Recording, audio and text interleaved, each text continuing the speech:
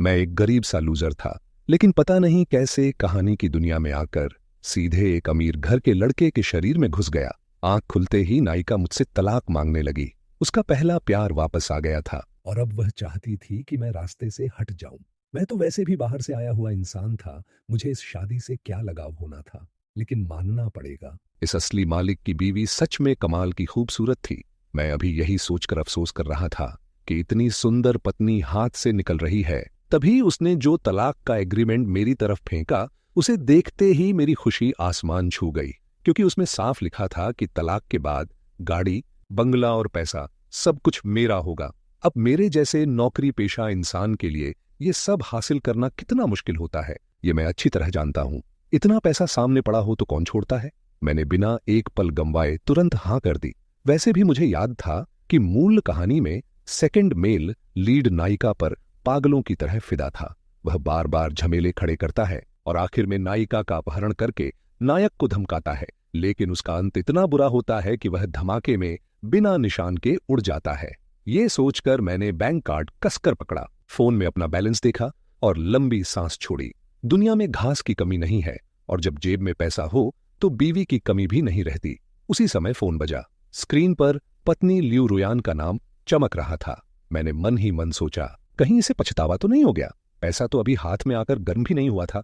मैं थोड़ी झिझक के साथ कॉल उठाता हूं तो उधर से उसकी ठंडी साफ आवाज आती है। मैं लगभग कह ही देता तो फिर फेंक दो, लेकिन अगले ही पल मैंने सोचा, रहने दो, फ्री की चीज ठुकराने में क्या समझदारी है। लियू रुयान भले थोड़ी ठंडी मिजाज की हो, पर खर्च करने में कभी कंजूसी नहीं करती। उसने मेरे लिए जो चीजें खरीदी थीं, उनकी कीमत कम नहीं थी। मैंने हल्की आवाज में कहा, ठीक है, मैं अभी आता हूं। मैं सच में इस डर से तुरंत निकल पड़ा कि कहीं वह अपना फैसला बदल न दे। विला पहुंचकर मैंने सोचा था बस सामान उठाकर निकल जाऊंगा, लेकिन हैरानी की बात यह थी कि लियू रुयान खुद भी वहीं मौजूद थी। उसने बेहद उम्दा कपड़े का काला सूट स्कर्ट पहन रखा था, पैरों में जूते नहीं थे और उसकी उंगलियों पर हल्का गुलाबी नेल पॉलिश लगा था। उसकी टांगें सीधी, लंबी और बेहद नपी तुली लग रही थीं।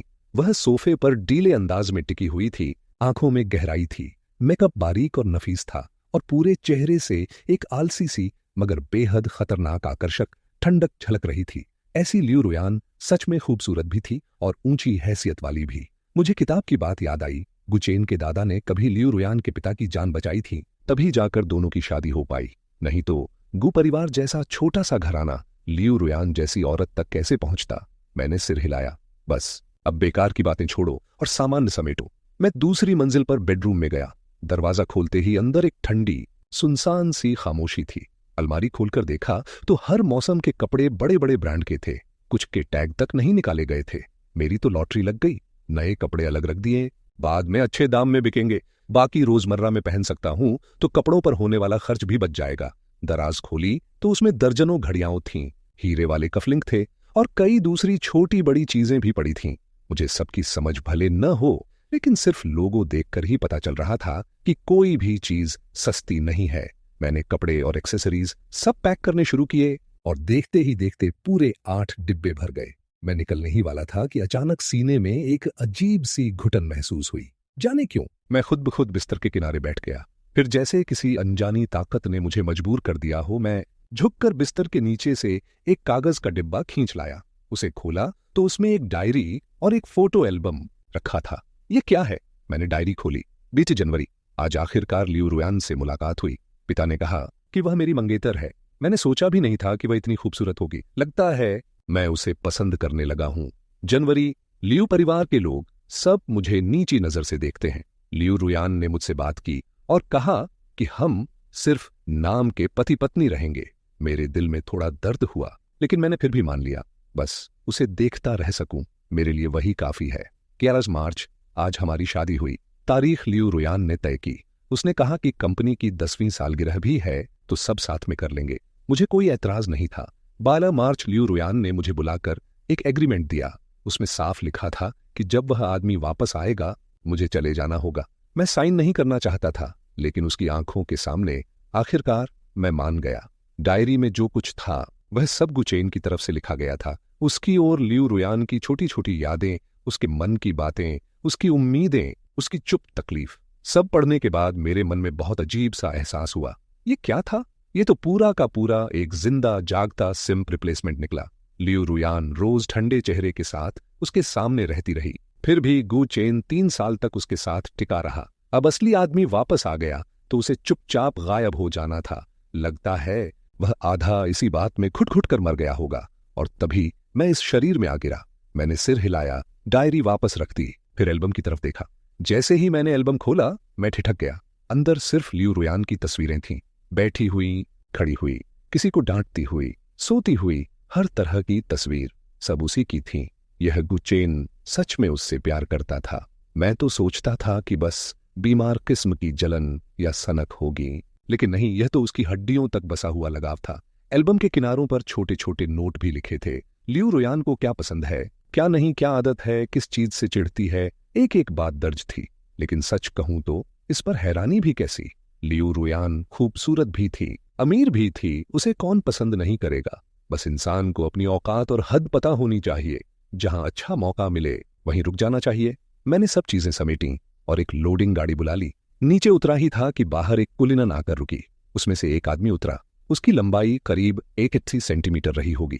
चेहरा गोरा और साफ था, नाक पर चश्मा था, बदन दुबला था और उस पर एक हल्की सी उदासी और कमजोरी भी साफ दिख रही थी। उसकी आंखों और भौहों में कुछ कुछ मेरी जैसी झलक थी, लेकिन मैं उससे कहीं ज्यादा स्वस्थ और खुला हुआ लग रहा था। उसने मुझे देखा और कहा, तुम ही गुचेन हो? इन 3 सालों में रुयान का ध्यान रखने के लिए धन्यवाद। ये था नायक फू यानजे। मैंने बिना मुस्कुराए जवाब दिया, कोई बात नहीं। मैं और रुयान, हम दोनों एक दूसरे का ख्याल रखते थे, आखिर पति पत्नी थे। मेरी बात सुनते ही उसका चेहरा साफ उतर गया। मेरे मन में ठंडी सी हंसी उठी। मैं और लियू रुयान अभी आधिकारिक तौर पर अलग भी नहीं हुए थे और यह आदमी पहले ही घर तक पहुंच गया था। मैं कुछ और कहता, उससे पहले पीछे से लियू रुयान की आवाज गूंजी, यानजे, तुम यहां कैसे आए? अगले ही पल वह तेजी से मेरे पास से निकलती हुई सीधे फू यानजे की तरफ भागी और मेरे सामने जाकर उसकी बाहों में समा गई। फिर उसने मुड़कर मुझे देखा और ठंडी सख्त आवाज में कहा, तुम अभी तक गए क्यों नहीं? उसकी आंखें बर्फ जैसी थीं। मैं हंस पड़ा। लियू रुयान सच में एक पल भी इंतजार नहीं करना चाहती थी। मैंने कहा, तुम अपने बारे में न सोचो तो कम से कम कंपनी के बारे में तो सोचो। अगर किसी ने तुम्हें देख लिया या फोटो खींच ली तो मिस्टर फू सीधे तीसरे आदमी कहलाएंगे। आखिर अभी तक हमने तलाक के कागज पूरे नहीं किए हैं। लियू रुयान का चेहरा तुरंत खराब हो गया।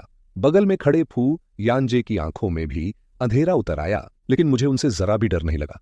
मैं सीधा उनकी आंखों में देखता रहा। लियू रुयान ने नाराज होकर कहा, गुचेन, तुमने वादा किया था। मैंने सिर हिलाया। हाँ, वादा किया था, लेकिन मुझे भी अपनी इज्जत प्यारी है। तलाक चाहिए तो चुपचाप इंतजार करो। मैं वो पुराना चाटुकार गुचेन नहीं हूं, और खासकर तब तो बिल्कुल नहीं जब तुम दोनों मेरे सामने इस तरह गले लग रहे हो। मैं कितना भी सीधा सादा क्यों ना होता, ये देखकर चुप नहीं रहता। लियू रुयान कुछ कह पाती उससे पहले फू यानजे ने उसका हाथ पकड़ लिया और आगे बढ़कर बोला, तुम गलत समझ रहे हो। मैं और रुयान 3 साल बाद मिले हैं। आज मैं बस उसे बाहर ले जाना चाहता हूं, थोड़ी पुरानी बातें करने। हमारे कुछ दोस्त भी इंतजार कर रहे हैं।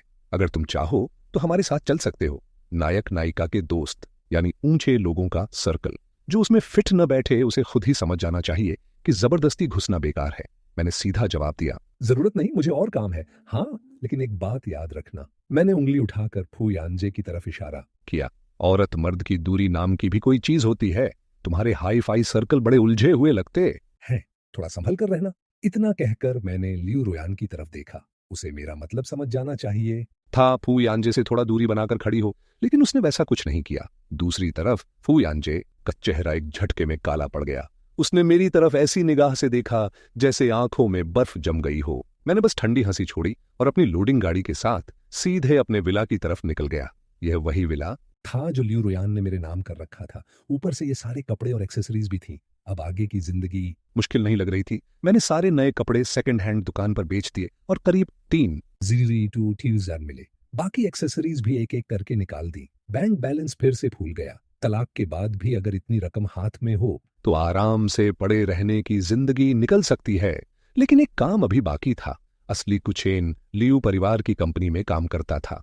अब तलाक होने वाला था तो सवाल ये था कि मैं नौकरी जारी रखूं या खुद छोड़ दूं। फिर मैंने सोचा, मैं इस्तीफा क्यों दूं? अगर वही मुझे निकाले तो अलग से पैसे मिलेंगे। अब जब मैं इस कहानी में आ ही चुका हूं तो मेहनत मजदूरी वाला दुखी हीरो बनने का तो कोई इरादा नहीं है। मुझे तो बस पैसा कमाना है। लेकिन नायक का प्लॉट आर्मर मेरी उम्मीद से भी ज्यादा खतरनाक निकला। सिर्फ एक रात में इंटरनेट पर बवाल मच गया। सुबह सुबह लियू रुयान का फोन आया और उसने गुस्से में दहाड़ते हुए कहा, गु चेन, क्या तुमने ये जानबूझकर किया? मैं एक पल को सचमुच हक्का बक्का रह गया। कुछ देर बाद समझ आया कि वह क्या कह रही है। मैंने पूछा, तुम किस बारे में बोल रही हो? वह और भी तेज स्वर में बोली, कल तुमने जो किया वह सब जानबूझकर था ना? अगर मुझे पता चला कि तुमने लोगों से ये सब करवाया है तो अंजाम तुम जानते हो। मेरे कुछ कहने से पहले ही उसने फोन काट दिया। मैं अवाक फोन को देखता रह गया। तभी मोबाइल पर आई खबरें खोलकर देखा तो पूरी बात समझ आई। किसी ने मेरे घर से सामान ले जाते समय की तस्वीरें खींच ली थी। उन तस्वीरों में लियू रुयान और फू यानजे भी साफ दिखाई दे रहे थे। पता नहीं किस हरामी पापाराजी ने इतनी साफ फोटो खींची थी। और फिर जो हेडलाइन चली उसने पूरा खेल पलट दिया। खूबसूरत सीईओ का तलाक, पहला प्यार वापसी पर कथित तीसरे आदमी की एंट्री। लियू रुयान लियू परिवार की सबसे पसंदीदा उत्तराधिकारी थी। मेरी और उसकी शादी वैसे भी बस एक औपचारिक इंतजाम जैसी थी। बाहर की दुनिया में बहुत कम लोग इस बारे में जानते थे, लेकिन ऊपरी सर्कल में सबको असलियत पता थी। फिर भी ये खबर बाहर कैसे निकली, कौन जानता है किसकी आंख खुली हुई थी।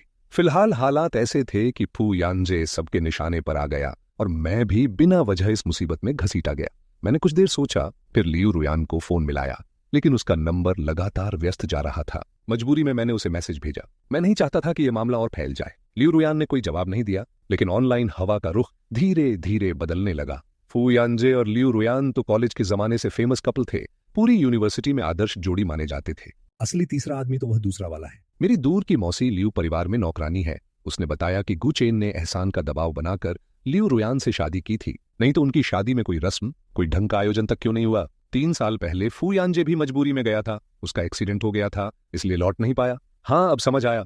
मैं सोच भी नहीं सकता था कि फू यानजे किसी का रिश्ता तोड़ेगा। असल में तो उसे ही फंसाया गया था। गु चेन कितना घिनौना आदमी है। तो क्या अब लियू रुयान उस निकृष्ट आदमी से छुटकारा पा चुकी है? आखिरकार उसकी जिंदगी में फिर से सुख आया। फू यानजे तो सच्चा आशिक निकला और देखते देखते कहानी ऐसी बना दी गई कि मैं ही वह घटिया इंसान था जो अपने मकसद के लिए कुछ भी कर सकता है। कभी कभी कोई एकाध कमेंट मेरे पक्ष में 2 शब्द लिख भी देता, लेकिन कुछ ही मिनटों में गालियों से ऐसा दबा दिया जाता कि लोग अपना अकाउंट तक डिलीट कर देते। मेरे सीने में गुस्सा भरता जा रहा था। चोर ऊपर से सीना झोरी। अगर इतना ही गहरा प्यार था तो 3 साल पहले क्या कर रहा था? एक्सीडेंट हुआ था, मर तो नहीं गया था। फोन भी नहीं कर सकता था क्या? अब वापस आकर प्रेम का महापुरुष बन रहा है। लियू रुयान ने मेरे मैसेज का जवाब नहीं दिया। मैंने मुट्ठी भींच ली। अगर यह मामला यहीं नहीं रुका तो मैं भी यह तलाक आसानी से होने नहीं दूंगा। लेकिन मैं लियू रुयान तक पहुंचता उससे पहले गु परिवार वाले खुद मेरे दरवाजे पर आ धमके। मैं खाने की तैयारी कर ही रहा था कि मुख्य दरवाजा जोर जोर से पीटा जाने लगा। इतनी जोरदार धमक थी कि लग रहा था दरवाजा टूट जाएगा। मैंने सोचा, अब कौन आ गया? दरवाजा खोला तो सामने एक मध्यम उम्र का दंपति खड़ा था।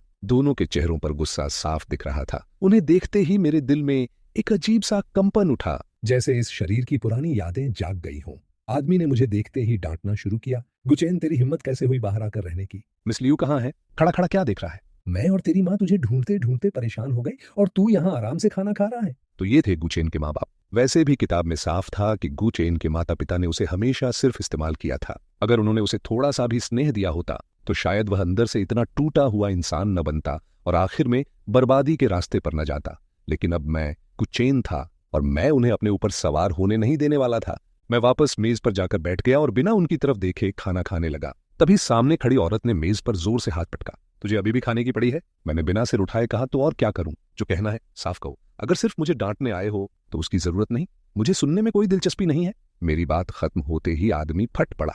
मैं तुझे बता रहा हूं गु चेन, इस बार तूने बहुत बड़ा झंझट खड़ा कर दिया है। अगर तू जाकर माफी नहीं मांगेगा तो मैं तुझे नहीं छोड़ूंगा। औरत भी तुरंत सुर में सुर मिलाकर बोली, हाँ अचेन, लियू परिवार ने हमारा माल लेना बंद कर दिया है। तू जानता है ना, तेरे छोटे भाई की जो छोटी सी कंपनी है वह पूरी तरह लियू परिवार के सहारे चल रही है। अब मामला इतना बिगड़ गया है कि हम लोगों की किसी को शक्ल दिखाने लायक हालत नहीं रही। दोनों की ये जुगलबंदी सुनकर मेरा दिल बैठ गया। मतलब ये लोग खुद कुछ नहीं कर सकते और हर बार मुझे ही ढाल बनाना है। मैंने चम्मच रखकर उनकी तरफ देखा। ये सब मैंने नहीं किया। लियू रुयान खुद मुझसे तलाक लेना चाहती है। तुम लोग बेवजह नाक मत घुसाओ। वह अब कभी पीछे मुड़कर नहीं आएगी। खाना खाकर निकल जाओ। कुछ दिन बाद ये घर भी शायद मेरे पास न बचे। मेरी बात सुनकर दोनों के चेहरे बदल गए। अगले ही पल वे गुस्से से लाल हो उठे। आदमी गुर्राया, गुचेन, उस शादी के समय लिखित विवाह प्रतिज्ञा बनी थी।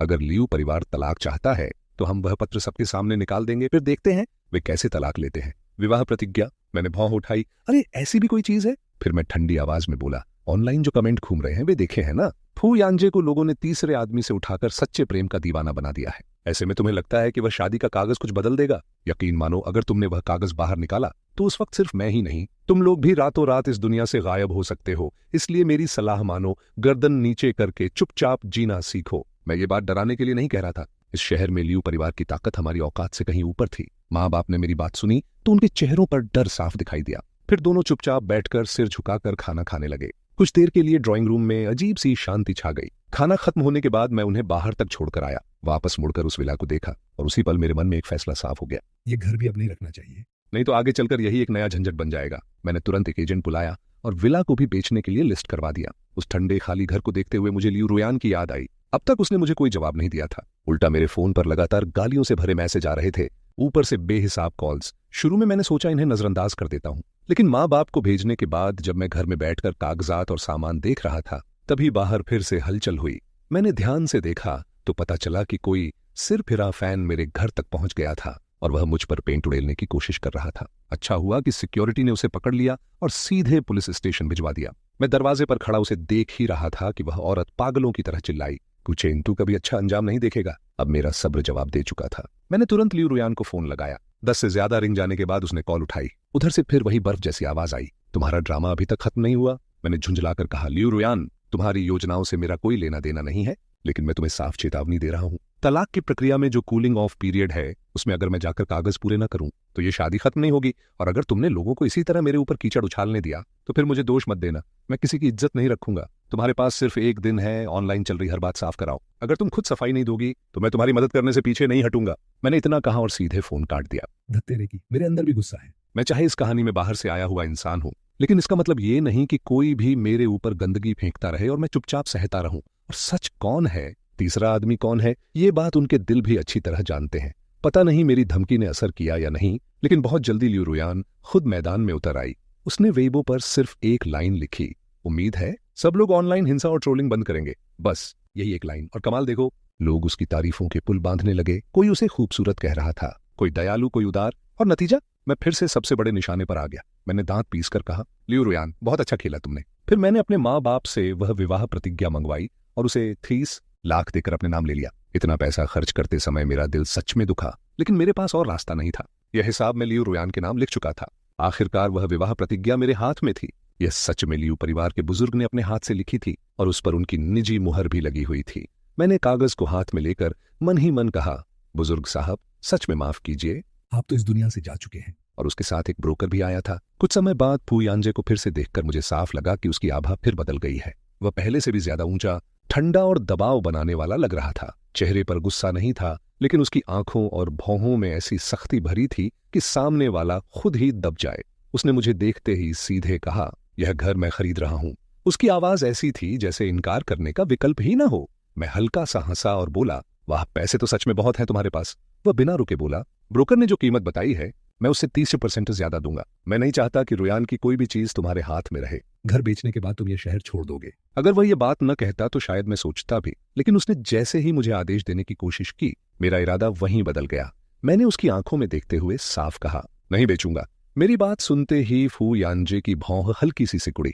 उसने एक छोटा सा इशारा किया और मैं अच्छी तरह जानता था कि जब भी वह ऐसा इशारा करता है तब उसका मतलब होता है कि वह जो ठान चुका है वह करके रहेगा। मैंने एक उंगली उठाकर उसके सामने हिलाई और कहा, फू यांजे, बात खत्म। अगर यह घर खरीदना है तो लियू रुयान को खुद यहां भेजो, नहीं तो भूल जाओ। उसकी निगाह और ठंडी हो गई। पूरे शरीर से एक बर्फीला दबाव निकल रहा था, इतना कि बगल में खड़ा ब्रोकर भी डर के मारे मुंह नहीं खोल पा रहा था। उसने धीमी लेकिन खतरनाक आवाज में कहा, कुचेन, तुम्हें सच में लगता है कि मैं तुम्हें छूने की हिम्मत नहीं करूंगा? मैं तनिक भी नहीं डरा। मैंने सीधे पूछा, फू यांजे, क्या तुम सच में उस शादी में इसलिए नहीं पहुंच पाए थे क्योंकि तुम्हारा एक्सीडेंट हो गया था? मेरे इतना कहते ही उसका चेहरा झटके से बदल गया। मैं मुस्कुराया और अपना फोन हल्का सा हिलाते हुए बोला, तुम्हारे उन दिनों के सारे शेड्यूल दूसरे लोगों को चाहे न पता हो, मुझे एक एक बात मालूम है। अगर तुम नहीं चाहते कि मामला मछली मछली मरने वाली नौबत तक पहुंचे तो मेरे सामने दोबारा मत आना। अब दफा हो जाओ। फू यांजे ने दांत भींच लिए। उसने मुझे इतनी नफरत से देखा जैसे वहीं नोच खा जाएगा, लेकिन आखिरकार उसे मुड़कर जाना पड़ा। यह आदमी मुझे अब भी कोई नरम टमाटर समझ रहा था जिसे दबाया जा सके। लियू रुयान अगर मुझसे तलाक लेना चाहती है तो ठीक है, लेकिन अगर वह तलाक के नाम पर मेरी हिस्सेदारी भी खींचना चाहती है तो फिर माफ करना, मैं नहीं मानूंगा। इतना बड़ा लियू परिवार और मुझे 30,000 के साथ सिर्फ एक विला देकर छुट्टी। पहले मैंने पैसे देखकर हाँ कर दी थी, लेकिन अब अगर विला वापस लेना चाहती है तो नहीं, ये सौदा रद्द है। ऊपर से डायरी में साफ लिखा था कि यह वही विला था जहां गु चेन और लियू रुयान पहली बार मिले थे। पीछे का पूरा गुलाबों का बगीचा गु चेन ने अपने हाथों से लगाया था। इस जगह का उसके लिए मतलब बहुत गहरा था। मैं भले उसकी देह में आ बसा था, लेकिन उस विला के छिनने की भारी टीस मुझे भी भीतर तक महसूस हो रही थी। और फू यानजे इस विला को इसलिए चाहता था क्योंकि यहाँ वह गुलाबों का बगीचा मौजूद था। वह जानता था कि गु चेन के दिल में लियू रुयान के लिए कैसी भावना थी। वह यह बर्दाश्त नहीं कर सकता था कि किसी और की मोहब्बत का एक भी निशान बचे, इसलिए वह उसे मिटाना चाहता था। लेकिन सच यह था कि फू यानजे मेरी सोच से भी ज्यादा बेरहम निकला। खरीदने की बात नहीं बनी तो उसने सीधे आग लगवा दी। जब तक मुझे कुछ गड़बड़ होने का एहसास हुआ तब तक कमरे में धुआं फैल चुका था। अच्छा हुआ कि सुरक्षा गार्डों ने समय रहते देख लिया और आग बुझाने की कोशिश की। मुझे बाहर निकाला गया, लेकिन तब तक मैं बेहोश हो चुका था। जब मेरी आंख खुली, मैं अस्पताल में था। बिस्तर के पास लियू रुयान खड़ी थी। उसने मुझे जागते देखा और बिल्कुल सपाट स्वर में कहा, अब तुम ठीक हो तो मैं चलती हूं। मैंने उसका हाथ पकड़ लिया और कहा, लियू रुयान, ये उसी ने किया है। हम दोनों जानते थे कि मैं किसकी बात कर रहा था। उसने झटके से अपना हाथ छुड़ा लिया और ठंडी आंखों से मुझे देखा। गु चेन, मैंने सोचा भी नहीं था कि तुम आग लगाकर यांजे पर इल्जाम डालने तक गिर जाओगे। मैं सचमुच हंस पड़ा। मैं इल्जाम लगा रहा हूं? मैंने तिरस्कार से कहा। ठीक है, जैसा चाहे सोचो, बस बाद में पछताना मत। लियू रुयान का चेहरा और खराब हो गया। वह दरवाजा पटक कर चली गई। मैं सच में हैरान था। यही नायिका है? इतनी कम अक्ल वाली लड़की आखिर नायिका कैसे बन गई? क्या इसे हर बात में मुझे ही मजबूर करना है कि मैं सबूत निकालूं और फिर इसे जमीन पर घसीट दूं? एक दिन बीतते ही लियू रुयान ने हरकत शुरू कर दी और हॉट सर्च हटवा दिए। मैं समझ गया कि यह बस ऊपर ऊपर का काम है। असल में लियू परिवार उसके इस फैसले से पहले ही नाराज हो चुका था। मुझसे शादी करना उनके लिए सिर्फ हालात संभालने का तरीका था। ऐसे समय तलाक लेना बिल्कुल सही कदम नहीं माना जा रहा था। मैंने लियू रुयान के चचेरे भाई लियू योचियन से संपर्क किया। वह हाथ में रेड वाइन का गिलास घुमाते हुए मुझे आधी मुस्कान के साथ देख रहा था। उसने कहा, गुचेन, मैंने तुम्हें कम आंका था। मैंने भी मुस्कुराकर कहा, लियू परिवार मुझे चाहे जितना छोटा समझे, चींटी भी एक दिन पलटवार कर सकती है। फिर मैंने दस्तावेजों की एक मोटी फाइल उसके सामने सरका दी। अगर जीतना है तो अब यह सब तुम्हारे काम आएगा। लियू योचियन ने फाइल खोली। उसने बस एक नजर डाली और उसकी आंखें चमक उठीं। यह भरोसेमंद है? उसने पूछा। मैंने सीधा जवाब दिया, बिल्कुल। इन 3 सालों में मैं लियू रुयान के पास सिर्फ उसका बिस्तर गर्म करने के लिए नहीं रहा था। जो जो पता करना चाहिए था सब कर लिया। गुचेन को अच्छी तरह मालूम था कि उसके दिल में कोई और बसा है। फिर भी जिस दिन बड़ी मालकिन की एक झलक मेहरबानी उसे मिली, उसी दिन से वह उस आदमी से जलने लगा। उसने अपने सारे संबंधों का इस्तेमाल करके फू यानजे की जांच करवाई थी। हालात ऐसे बने कि वह सारी जानकारी आखिर मेरे हाथ लग गई। मैं खुद यह सब इस्तेमाल नहीं करना चाहता था, लेकिन फू यानजे मुझे छोड़ने वालों में से नहीं था। गु परिवार की कंपनी पहले ही बर्बादी के किनारे खड़ी है। और अगला नंबर मेरा ही था। लियू योचियन ने भौं उठाई। इरादा तो तुम्हारा साफ दिख रहा है, लेकिन अगर लियू रुयान गिर भी गई तो फू यानजे अभी बाकी है। मैंने गिलास उठाकर कहा, चिंता मत करो, वह भी ज्यादा दिन उछल नहीं पाएगा, उसे मैं संभाल लूंगा। उसने मेरी तरफ देखा, हल्का सा हंसा और हम दोनों ने गिलास टकराकर एक घूंट लिया। सच कहूं तो मेरा इरादा शुरू में बस पैसा लेकर किनारे हो जाने का था, लेकिन लियू रुयान प्यार में अंधी निकली। वह हर हाल में फू यानजे को बचाना चाहती थी। और ऊपर से उसने मुझे लगभग झलाकर मार ही दिया था। अब अगर मैं पलटकर वार करूं तो फिर दोष उसका अपना होगा। प्राइवेट क्लब से निकलने के बाद मैंने इन दिनों हुई हर बात को एक लाइन में बांधा और फिर बस अपनी शादी की एक फोटो और वह विवाह पत्र वेबो पर डाल दिया। बस इतना करना था कि इंटरनेट फिर से फट पड़ा। लोग मेरे अकाउंट के नीचे टूट पड़े। क्या? तो तुमने जबरदस्ती शादी नहीं करवाई थी? अभी तक तलाक नहीं हुआ है, मतलब फू यानजे सच में बीच में आया? हमारे फू साहब किसी का रिश्ता नहीं तोड़ते। साफ है तुम अपनी इमेज धो रहे हो। ऊंचे लोगों की दुनिया बड़ी गंदी है। मैं तो बस पॉपकॉर्न लेकर देखूंगा। फू यानजे चाहे कितना भी प्यार दिखाए, लेकिन इस मामले में लियू रुयान और गुचेन दोनों की शादी तो असली थी। मतलब लियू रुयान ने शादी के दौरान ही धोखा दिया। असल में पिछले कुछ समय से फू यानजे और लियू रुयान हर जगह ऐसे दिख रहे थे जैसे दो लोग नहीं, एक ही परछाई हो। चाहे सार्वजनिक कार्यक्रम हो या निजी पार्टी, दोनों की साथ वाली तस्वीरें लगातार सामने आ रही थीं। ऊपर से हर बार दोनों की हरकतें इतनी करीबी होती थीं कि कुछ छिपा ही नहीं रहता था। फू यानजे तो पूरे अंदाज में ऐसे घूमता था जैसे कह रहा हो, ये औरत मेरी है। उसके कुछ अंधे फैन तो उनके वीडियो काट काट कर ऐसे एडिट कर रहे थे मानो कोई महान प्रेम कथा चल रही हो। अब वही सारी फुटेज उलटी पड़ गई और दोनों को शर्म के खंभे पर कील की तरह ठोक दिया गया। मैंने साफ पोस्ट किया कि मेरी और लियू रुयान की शादी बड़ों की रजामंदी से हुई थी। इसमें किसी तरह की जबरदस्ती नहीं थी। उल्टा लियू परिवार खुद हमारे घर आया था और विवाह पत्र इसका लोहे जैसा सबूत है। फिर कुछ लोगों ने सवाल उठाया कि अगर शादी असली थी तो समारोह क्यों नहीं हुआ? उसी समय किसी गुमनाम अकाउंट ने शादी की तस्वीरें और वीडियो डाल दिए। भले ही वह कंपनी की वर्षगांठ के साथ रखी गई थी, लेकिन शादी के सारे जरूरी रिवाज वहां मौजूद थे। मुझे नहीं पता वह नेकदिल नेटिजन कौन था, लेकिन उसने सच में कमाल कर दिया। जैसे जैसे इंटरनेट का तापमान बढ़ता गया, लियू रुयान बेचैन होती गई। उसके फोन लगातार आने लगे, लेकिन मैंने एक भी कॉल नहीं उठाई। आखिरकार वह खुद मेरे दरवाजे तक चली आई। विला में आग लग चुकी थी, इसलिए मैं इन दिनों होटल में रह रहा था। वह सीधे कमरे में घुस आई। उस समय मैं बाथटब में था। जैसे ही वह अंदर आई, उसने तुरंत चेहरा दूसरी ओर घुमा लिया, लेकिन गुस्से से उसका पूरा शरीर कांप रहा था। उसने दांत भींचकर कहा, गूचेन, और बकवास मत करो, अपना वेबो तुरंत साफ करो। मैंने जीभ से आवाज निकाली और कहा, वाह, पहले तुम लोगों ने इंटरनेट पर मेरी जो छवि बिगाड़ी उसे तो कुछ नहीं कहा, फिर फू यानजे ने मेरा विला जलवा दिया, और अब तुम चाहती हो कि मैं चुप भी हो जाऊं? लियू रुयान, तुम में जरा भी ईमानदारी नहीं है। किसी से मदद मांगनी हो तो कम से कम ढंग से मांगो। उसने गहरी सांस ली, खुद को संभाला और कहा, मैं तुम्हें 50,000 हज़ार दूंगी। तुम सबके सामने साफ कर दो कि उस समय शादी के लिए दबाव तुमने बनाया था, और यह भी कि फू यानजे बीच में नहीं आया। मैं उसे देखता रह गया। सिर्फ फू यानजे को बचाने के लिए वह ऐसी बात कहने को भी तैयार थी। मैंने धीरे से कहा, लियू रुयान, लगता है तुम्हें अब भी समझ नहीं आया। इस वक्त शर्तें रखने की स्थिति में तुम नहीं हो। जब तक मैं नहीं मानूंगा तब तक किसी का चैन नहीं बचेगा। उसने तड़प कर कहा, तुगु परिवार बर्बाद हो जाए उससे भी तुम्हें फर्क नहीं पड़ेगा। मैं बाथटब से उठकर बाहर आया, कपड़े पहने और उसके पीछे जाकर खड़ा हो गया। फिर मैंने उसकी कमर थाम ली और उसके कान के पास झुककर फुसफुसाया, कुपरिवार से मुझे क्या लेना देना। वह पूरे शरीर से कांप गई। शायद उसने सपने में भी नहीं सोचा था कि मैं उससे ऐसा जवाब दूंगा। मैंने उसकी कमर कसकर पकड़ी और उसके कान के पास हंसते हुए कहा, लियू रुयान, अभी भी देर नहीं हुई। चाहो तो फू यानजे से रिश्ता खत्म कर दो, हम दोनों फिर से शुरू कर सकते हैं। क्यों? यह मैं जानबूझकर कह रहा था। एक तरफ उसे परखना चाहता था, दूसरी तरफ यह उसके लिए आखिरी मौका भी था।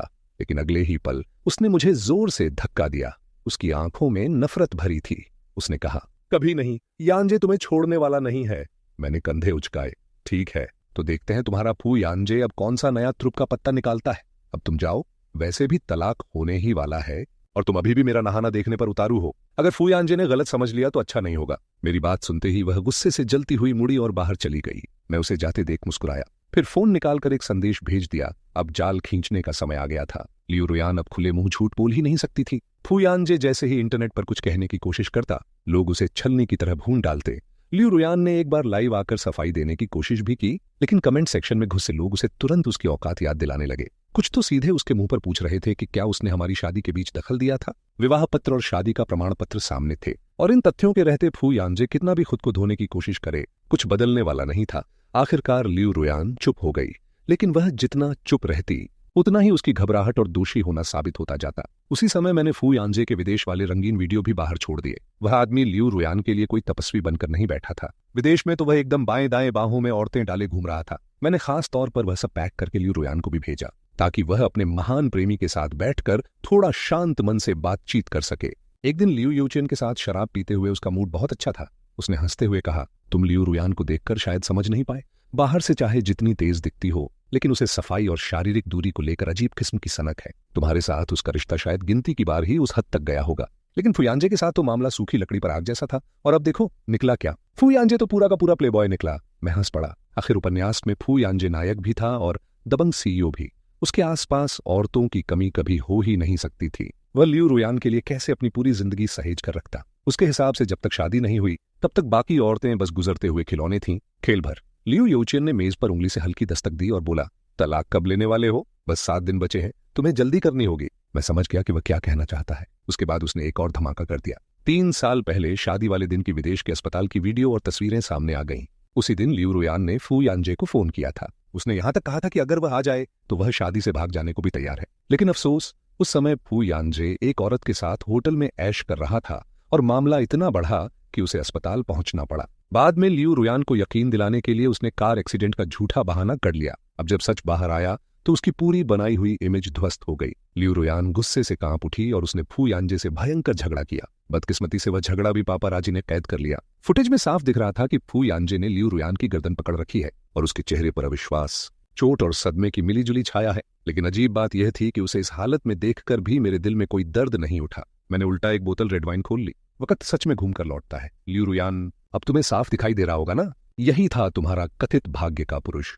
कैसा महान नायक, कैसा लंबा प्रेम, कैसा समय के साथ गहराता रिश्ता। ये सब बस सुंदर चेहरे पर फिसल जाने वाली चाहत थी। फू यानजे कोई नरम दिल प्रेमी नहीं था। उसकी दुनिया में औरतें बस मर्द की सहायक चीजें थीं। दूसरी तरफ लियू रुयान भले उत्तराधिकारी की तरह पाली गई हो, लेकिन उसकी हड्डियों में अब भी एक छोटी सी जिद्दी और भावुक औरत छिपी थी। वह फू यानजे की बेवफाई नहीं सह सकती थी और फू यानजे लियू रुयान की हुक्म चलाने वाली आदत नहीं सह सकता था। दोनों पत्थर की तरह टकरा रहे थे। कोई भी झुकना नहीं चाहता था, तो ऐसे लोग टिकते कैसे? जब अगली बार मैंने लियू रुयान को देखा, वह सिर से पांव तक भीगी हुई थी, बदन पर कपड़े चिपके हुए थे और वह मेरे दरवाजे पर खड़ी कांप रही थी। मुझे देखते ही वह अचानक मेरी तरफ लपकी। मैं 2 कदम पीछे हट गया और वह खाली हवा में गिरते गिरते संभली। उसके चेहरे पर गहरी चोट थी। उसने टूटी हुई आवाज में कहा, कुचेन, उसने मुझे धोखा दिया और अब तुम भी मुझे नहीं चाहते। सिर्फ कुछ ही दिनों में लियू रुयान जैसे 10 साल बूढ़ी हो गई थी। जो औरत पहले बर्फ जैसी ठंडी, खूबसूरत और संभली हुई लगती थी, आज उसका मेकअप बह चुका था, कपड़े भीगे थे। और वह बारिश में भीगती हुई न जाने कितनी आंखों के सामने से गुजरकर यहां पहुंची थी। लेकिन मुझे कोई फर्क नहीं पड़ा। मैंने ठंडे स्वर में कहा, लियू रुयान, मैं कूड़ा उठाने वाली जगह नहीं हूं, अब पछतावा हो रहा है। मेरी बात सुनकर वह जैसे जम गई। उसने कहा, गुचेन, हम अब भी पति पत्नी हैं, तुम्हें ऐसा करने की क्या जरूरत है? मैं हंस पड़ा। पति पत्नी? मजाक मत करो। फूयांजे का असली चेहरा देख लिया, इसलिए अब मेरे पास भाग कर आई हो। घिन आती है। वह अविश्वास से मुझे देखती रही, क्योंकि पहले चाहे वह कुछ भी कर ले, मैं हमेशा उसे माफ कर देता था, खासकर आज जैसी हालत में। अगर मैं पुराना गुचेन होता तो शायद उसका यह टूटा हुआ रूप देखकर तड़प उठता, लेकिन मैं असली गुचेन नहीं था। उसकी यह हालत देखकर मुझे बस यही लगा, जो बोगी वही काटोगी। वह साफ तौर पर मेरे इस रूप को स्वीकार नहीं कर पा रही थी। उसने घबराकर मेरा हाथ पकड़ा और कहा, कुचेन, मुझसे गलती हो गई, मैंने गलत आदमी पर भरोसा किया, क्या तुम मुझे माफ नहीं कर सकते? मेरे चेहरे पर कोई भाव नहीं आया। तुमसे गलती हो गई तो क्या मैं तुम्हें माफ करना ही पड़ेगा? लियू रुयान, कोई भी इंसान पूरी उम्र एक ही जगह खड़ा होकर तुम्हारा इंतजार नहीं करता। वह और बेचैन हो गई। गुचेन, तुम मुझे नहीं छोड़ सकते। तुमने खुद कहा था, कुछ भी हो जाए तुम मुझसे प्यार करोगे। मैंने एक उंगली उठाकर हिलाई। अगर तुम यही बात 1 महीने पहले कहती तो मैं तुमसे कहता कि हाँ, मैं तुम्हें चाहता हूं, अब भी चाहता हूं। लेकिन अब मैं उसकी आंखों में देखते हुए रुका।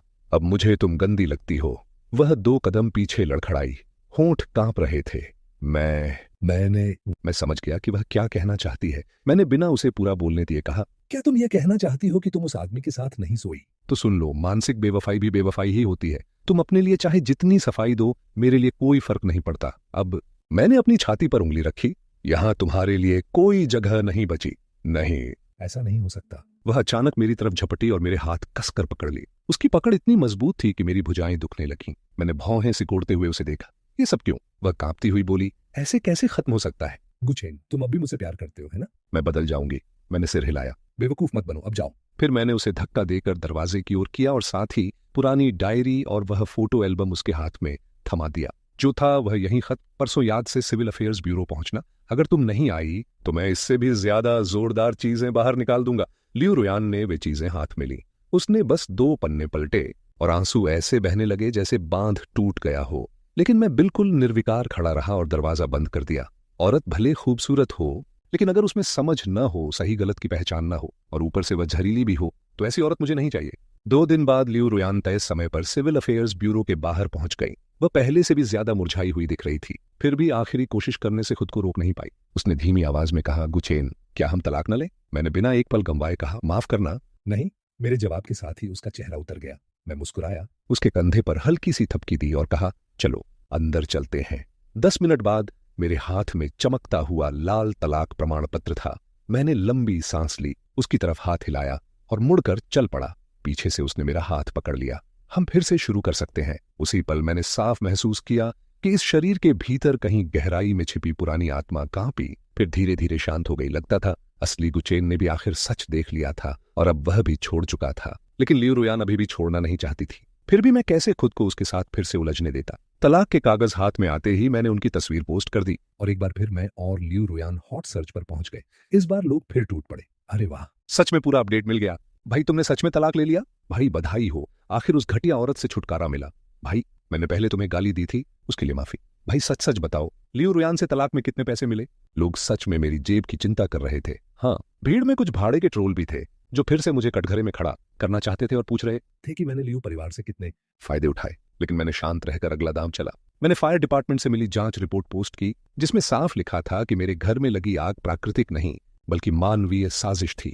आग लगाने वाला पकड़ा जा चुका था और मुकदमा चल रहा था। मैंने ज्यादा कुछ नहीं कहा, बस अपने उस विला की एक तस्वीर डाल दी जो अब पूरी तरह काला पड़ चुका था और साथ में लिख दिया कि अब मैं बेघर हूं। तस्वीर देखते ही लोग फिर गरजने लगे।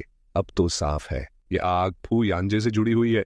ये आदमी सच में घिनौना है। चीज नहीं मिली तो जला दी। आग लगाने वाले को सख्त सजा मिलनी चाहिए। समझ नहीं आता लियू रुयान को इसमें क्या दिखा। पहले फू यानजे स्मार्ट लगता था। अब तो जितना देखो उतना चिकना घिनौना लगता है।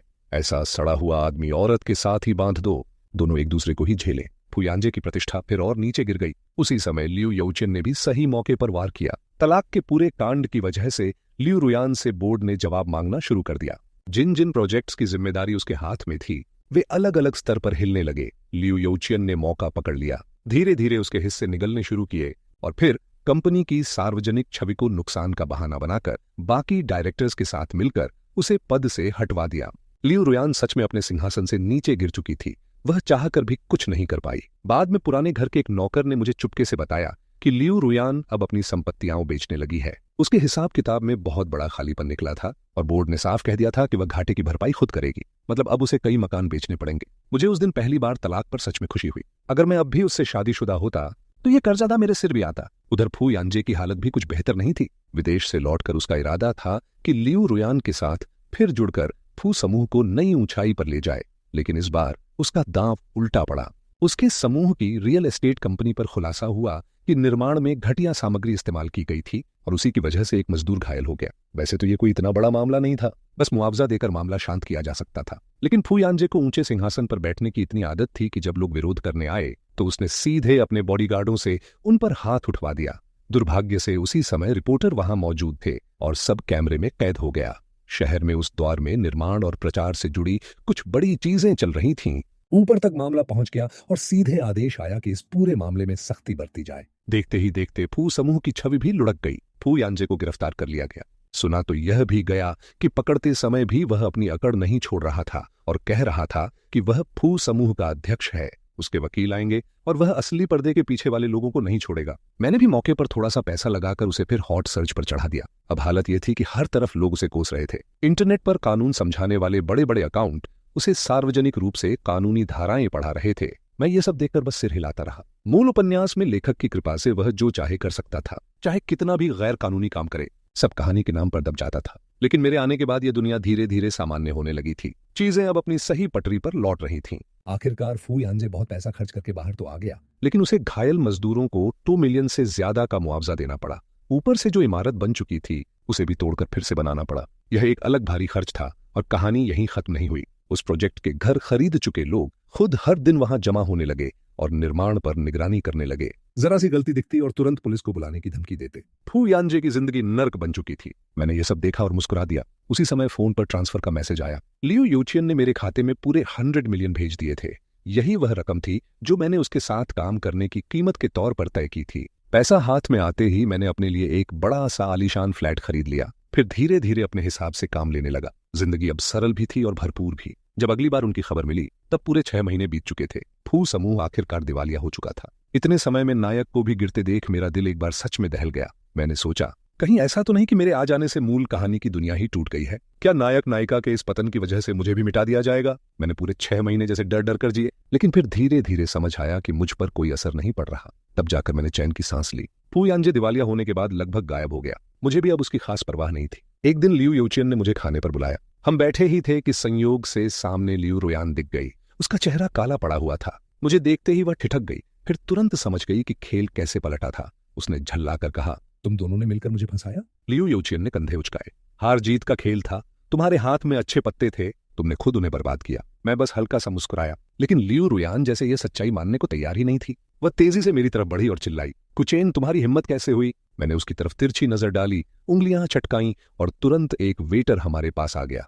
सर, क्या आदेश है? उसने झुककर पूछा। मैंने लियू रुयान की तरफ इशारा किया और कहा, अगर मुझे ठीक याद है तो यह जगह सिर्फ सदस्यों के लिए है। फिर यह अंदर कैसे आई? मेरी बात सुनते ही लियू रुयान एकदम जड़ हो गई। तभी उसके साथ आया हुआ आदमी भागता हुआ सामने आया। वह पहले लियू योचियन और फिर मुझे झुक झुक कर माफी मांगने लगा। सॉरी, हम तो बस रास्ते से गुजर रहे थे और खाने आ गए। परेशानी के लिए माफ कीजिए। फिर उसने लियू रुयान का हाथ पकड़ा और कहा, चलो अभी चलो। लेकिन लियू रुयान ने उसका हाथ झटक दिया और गुस्से से बोली, तू होता कौन है मुझ पर हुक्म चलाने वाला? वह आदमी एक पल भी नहीं रुका। उसने सीधे उसके गाल पर तमाचा जड़ दिया। अब भी खुद को कोई रानी समझती है? चल मेरे साथ, नहीं तो बाद में और बुरा होगा। लियू रुयान ने शायद जिंदगी में पहली बार किसी मर्द से ऐसी बेशर्मी देखी थी। वह वहीं उससे झगड़ने लगी और आखिरकार स्टाफ ने दोनों को बाहर निकलवा दिया। मैं उन्हें जाते देख मुस्कुराया और लियू योचियन से पूछा, तुम लोगों ने उसे बेच ही दिया?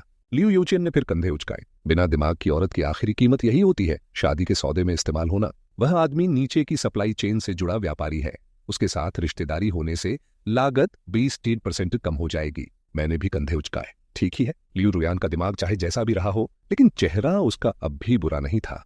भले कभी यह वह औरत रही हो जिससे यह शरीर प्यार करता था, लेकिन आज उसे इस हालत में देखकर मेरे भीतर जरा भी हलचल नहीं हुई। उसने जो पाया खुद कमाया। मैं और लियू यूचियन एक दूसरे की तरफ देखकर मुस्कुराए। अब मेरे पास पैसा था, घर था और चैन था। इस जिंदगी में मुझे और क्या चाहिए था? घटिया औरत अब फिर कभी नहीं।